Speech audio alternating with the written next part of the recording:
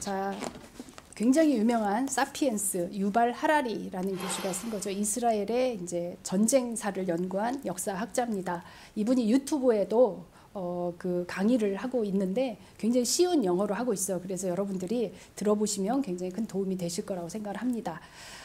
이 사피엔스에 대한 것을 내용으로 해서 제가 학생들에게 이제 뭐 글을 쓴 적도 있었어요. 이 사피엔스, 호모 사피엔스는 우리 인류의 조상입니다.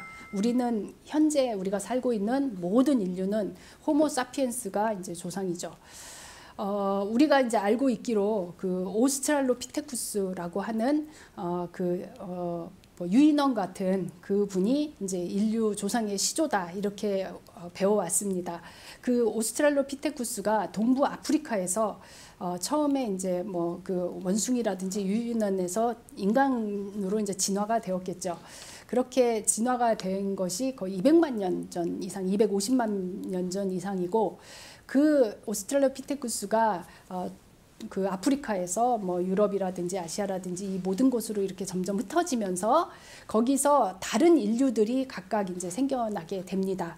그러면서 이제 아프리카, 동부 아프리카 쪽 같은 경우는 호모사피엔스, 그리고 유럽이라든지 서아시아 쪽 같은 경우는 네안데르탈인, 뭐 우리가 살고 있는 곳은 호모 에렉투스, 뭐 이런 식으로 이제 그 인종들이 생겨나기 시작을 하죠. 근데 우리가 약 7만 년 전에 이제 인지혁명이라고 하는 이 사피엔스에서 유발 하라리 교수가 굉장히 중요하게 보고 있는 혁명이 인지혁명, 약 7만 년 전에 일어났던 인지혁명과 그 다음에 한 4만 5천 년, 5천 년 정도에 생겨난 농업혁명, 그리고 500년 전에 생겼던 과학혁명, 이런 것들을 굉장히 중요하게 보고 있습니다. 인지혁명이라고 하는 것이 이제 생겨나기 전에 그 호모사피엔스가 그 아프리카에 있다가 이제 서서히 뭐 유럽이라든지 아시아로 이동을 합니다. 그러면서 네안데르탈인을 이제 만나게 되죠. 근데 네안데르탈인과 호모사피엔스의 관계는 어떤 관계냐면, 우리가 이제 잘못 알고 있는 분들이 네안데르탈인이 먼저 있고 그 다음에 호모사피엔스가 그 이후에 그 조상이다 이렇게 이제 생각을 해서 네안데르탈인, 뭐 오스트랄로피테쿠스, 네안데르탈인, 호모사피엔스 이렇게 이어진다고 생각을 하는데, 그게 아니고 호모사피엔스와 네안데르탈인은 동시대에 이제 같이 살았었어요. 근데 어느 순간에 네안데르탈인이 다 없어졌어요. 멸종을 해버려요. 근데 왜 멸종을 했을까? 이것이 인류 역사상에 굉장히 큰 이제 의문이었던 거죠. 어떻게 네안데르탈인이 호모사피엔스하고 같이 있다가 없어졌을까? 멸종했을까? 뭐 기후적인 것도 있고 식량이 부족했을 수도 있고 뭐 빙하기가 왔을 수도 있고 여러 가지 원인들이 있었을 텐데, 그러면서 이제 네안데르탈인도 없어지고 다른 사람들이 다 없어지고 호모사피엔스만 남아서 지금까지 이제 이어져 왔는데, 여기에서 그 유발 하라리 교수가 핵심적으로 보는 것이 인지혁명입니다. 인지혁명이라는 것은 그때부터 인류가 말을 하기 시작을 했다, 말을 쓰기 시작을 했다는 거죠. 인류가 동물과 다른 이유가 머리가 굉장히 큰 겁니다. 우리의 두뇌가 용량이 굉장히 커요. 근데 두뇌 용량이 클 수 있는 이유는 우리의 창자가 짧기 때문이래요. 그러니까 동물들은 창자가 긴데 긴 창자를 유지하기 위해서 에너지가 필요하고요. 큰 머리를 유지하기 위해서는 굉장히 많은 이제 뭐 혈액과 에너지가 필요한데, 큰 머리와 긴 창자 두 개를 유지할 수는 없답니다. 그래서 우리의 창자가 짧은 대신에 우리는 머리가 굉장히 큰데, 창자가 짧아진 것은 인류가 그러니까 익은 음식을 먹기 시작했기 때문에 소화가 잘 되겠죠. 그래서 창자가 짧아졌다고 합니다. 창자가 짧아지니까 머리가 커질 수 있었던 것이고요. 머리가 커지니까 언어라든지 좀 더 이렇게 두뇌 용량을 더 쓸 수 있었겠죠. 머리가 커지면서 문제가 이렇게 걸어 다니고 이렇게 활동이 둔해졌다는 것이고요. 그러면서 근육이 그 동물에 비해서 많이 발달하지 못했다는 것입니다. 우리가 사실 신체적으로 보면 뭐 사자라든지 뭐 개라든지 이런 다른 동물에 비해서 상당히 공격을 당했을 때 취약합니다. 이렇게 1대1로 딱 마주쳤을 때 우리가 이기기 좀 굉장히 힘들죠. 뭐 활이나 도구가 있어야 이긴다는 것이죠. 그랬는데 이렇게 연약한 인간이 예전 같은 경우는 동물들이 굉장히 컸답니다. 그래서 다 대량 굉장히 거대 동물들, 뭐 맘모스라든지 뭐 거북이도 거대 거북이가 있었고 굉장히 컸었는데 그 거대한 동물들을 다 멸종시키고 작은 동물들만 남게 하고 또 심지어 네안데르탈인은 호모사피엔스보다 신체적으로 훨씬 더 강했고 추운 지방에서 더위라든지 이 추위에도 아주 강했던 그러한 인종조차도 사피엔스가 이제 멸종을 시켰다는 것이죠.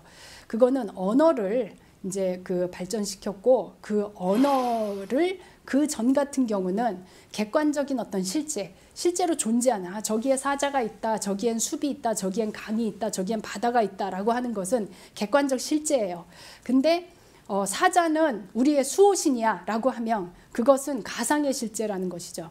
그러니까 이 호모사피엔스가 허구를 만들어낼 수 있는 능력을 갖게 됐다는 겁니다. 인지혁명 이후에 그 언어를 쓰게 되고 언어를 통해서 객관적인 실제, 저기 바다가 있다, 저기 사자가 있다라는 차원을 떠나서 실제적으로 사자는 우리 수호신이야 라고 얘기를 하면 그 허구를 만들어내는 그 능력을 통해서 많은 사람들을 하나로 모을 수 있고 그 많은 사람들이 집단적으로 우리의 적을 치죠. 공격을 하면 한 명 1대1로 네안데르탈인하고 호모사피엔스가 붙으면 져요. 근데 집단적으로 호모사피엔스가 여러 사람을 규합해서 공격을 하면은 뭐 대량 거대 동물도 이길 수 있고 사냥도 거대로 해서 한꺼번에 사냥을 한 다음에 오랫동안 같이 나눠 먹으면서 그 날마다 사냥하지 않고 쉴 수도 있고 그러면서 네안데르탈인도 거의 그 멸종을 시킨 것으로 이렇게 이야기를 합니다. 그래서 여기서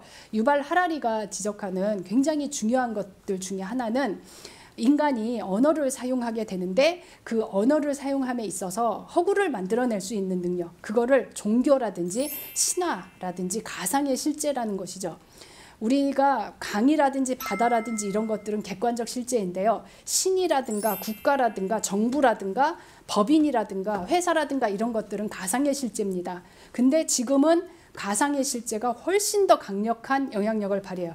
구글이 객관적 실제보다 이 구글이라는 가상의 실제가 훨씬 더 큰 영향력을 발휘한다는 것입니다. 그래서 그렇게 허구를 만들어낼 수 있는 능력, 그래서 그런 허구 신이라든지 종교라든지 신화를 통해서 사람들을 규합하고 하나로 모을 수 있는 그런 능력, 지금은 SNS, 구글이 그 구글의 어떤 그 플랫폼을 활용해서 전 세계에 있는 모든 데이터를 다 모으고 그걸 가지고 AI를 작동시켰을 때 구글이 곧 우리를 지배할지도 모르겠습니다. 그래서 이렇게 허구를 만들어내는 능력, 사람들을 모을 수 있는 능력을 호모사피엔스가 가졌기 때문에 취약한 신체적 결함을 가지고 있으면서도 세계를 제패할 수 있었다. 그리고 인간들이 얼마나 잔인하게 농업혁명이라든지 과학혁명을 지나면서 그리고 지금 같은 경우에 있어서는 제4차 혁명이라고 하는 그런 시기를 지나면서 약육강식처럼 강자가 약자를 계속적으로 전멸해 나가는 이러한 어떤 그 인간의 어떤 야만성과 잔인함 이런 것들도 보여주고 있으니 이 사피엔스를 보시면서 그 인류에 대해서 그리고 우리 미래에 대해서 한번 생각해 보는 기회를 가지시기 바랍니다.